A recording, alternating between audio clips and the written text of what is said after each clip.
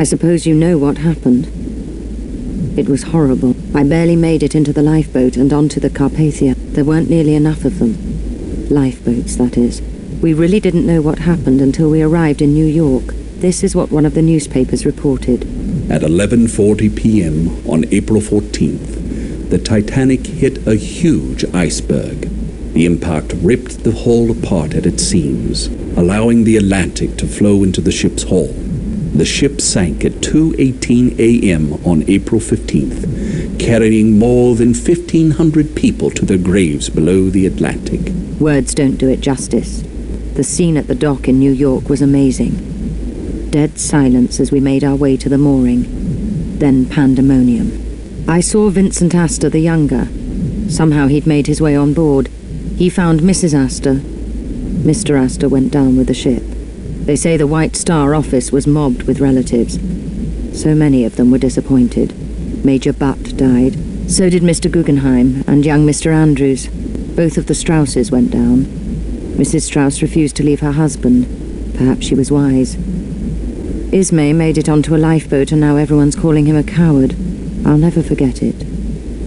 It looked as if a huge skyscraper was being sucked into the sea. The Titanic is unsinkable.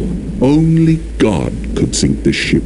We won't sink. This is the 20th century. I was lucky to get off alive.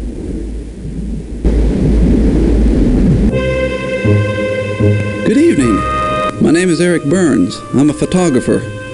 Did you get a cigar? Smethels tells me we have 8,000 of them on board. These are some of my photos. This lady's Molly Brown of Denver. She was a waitress who married a gold miner who struck it rich. Once a nobody, she now knows everybody. This is Bruce Ismay, the president of the White Star Line. He's the second Ismay to join the family firm. He just came along for the ride on this trip. Left his wife back home in England. Some days I wish I'd left my wife back home in the States. That's Thomas Andrews, the Titanic's designer. He's along so he can find flaws with the ship's operation and correct them before the return voyage. You'll probably see him everywhere you go. Goodbye.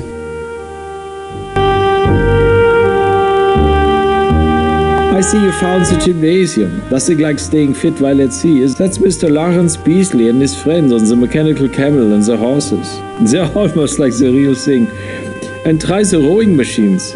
With the sea air flowing through the windows, they're very invigorating. When you've done exercising, visit the Café Parisien for a bit of relaxation. It's quite pleasant. The boat deck's right outside. That's where they store the lifeboats, just in case. Look at the time. I'll see you around. Goodbye.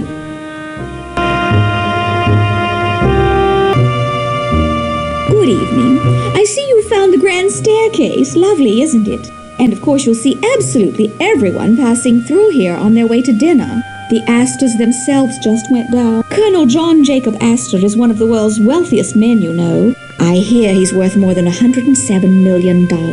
They have one of the most expensive suites on board. Their tickets alone cost more than $4,000. Mrs. Astor, she was Miss Madeline Force of New York, is the Colonel's second wife. They've been married only since September, and they've been touring the continent since. I hear they're already expecting a child. I do hope the voyage isn't too difficult for poor Madeleine. She's only 19, can you imagine? Then there's Isidore Strauss. He's a partner in Macy's and Lord & Taylor in New York. Such lovely emporiums, don't you agree? He was born in Bavaria, but I hear he grew up in Georgia. I hear he even tried to join the Confederate Army. They wouldn't have him. Mrs. Strauss is along as well. Oh, that's Archie Butt. Major Archibald Willingham Butt, I should say. He's returning from a very important mission to the Pope in Rome, and he's carrying a message back to President Taft. But when he's off duty, Archie is such a gay blade. Have him tell you about being sent to the Pacific with a boatload of mules. He's just too amusing. The page is playing the roast beef of old England. That's the call to dinner. Perhaps we'll see you again later.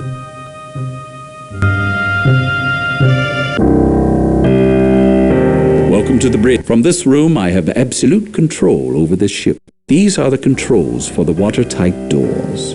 They connect the boiler and engine rooms below, should any water enter. I can lower them instantly. They're controlled by an electric magnet. We can stay afloat indefinitely with this system. Not that we'll ever need to. We're making quite good time. Our location, let's see, not far from Newfoundland.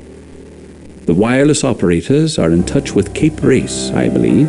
The wireless room is just astern of the bridge, should you wish to visit. This is the third class area. Are you lost? I can tell you're from first class. Really, you shouldn't be down here. This section is only for immigrants. I'm traveling with my brother, Jack. We're on our way to America and a new life.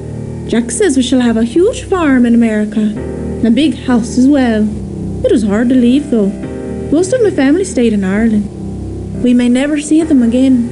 On the other hand, perhaps we'll get rich. Maybe someday I'll come home for a visit and travel first class on this very ship.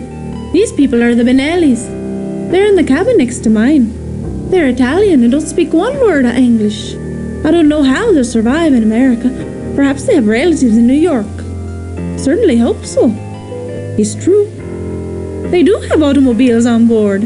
They're stowed forward of here. Just keep exploring. You're sure to find the cargo hold sooner or later.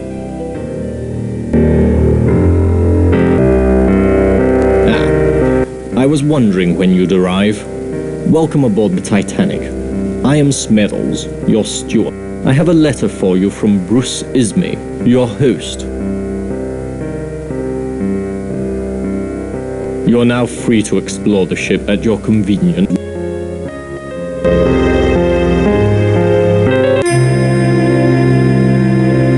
Hello, Leyland Trask is the name. Luxurious, is it not? And excellent for meditation. Do you know anything about time travel? It's curious. I was just reading this book. It was written in 1892, only 14 years ago.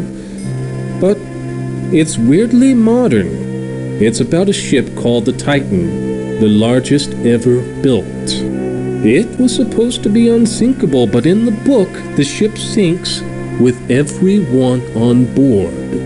Gives me the shivers. But the shivers aren't that uncommon in my line of work, visions, predicting the future, that sort of thing. For the past couple of days, though, it's been very odd.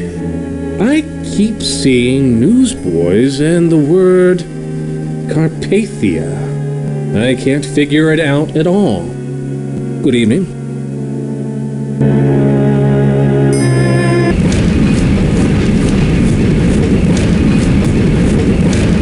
Passengers aren't supposed to be in the boiler room, so watch those furnaces. The captain's ordered full speed ahead, and the boilers are steaming. We got 29 of these monsters to feed. Each one's got 3 furnaces, and we've got 6,000 tons of coal to shovel between here and New York.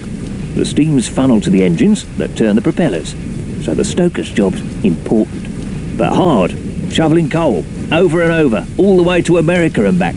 They say the Titanic's the single largest thing to float. I can believe it.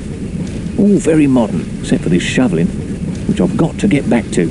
See you later, mate.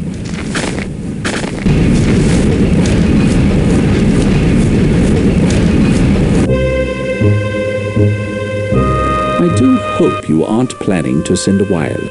We have so many passenger messages, the operators hardly have time for a break. Strictly speaking, the wireless operators are employees of the Marconi Wireless Company. Mr. Marconi invented our system, you know. It's the most modern communications device on the high seas. The system operates with this key and a code of dots and dashes, or short and long signals. We're in constant contact with the ships around us in the nearest land stations. In fact, a message is coming in right now. Please come back later. Perhaps we can send your message.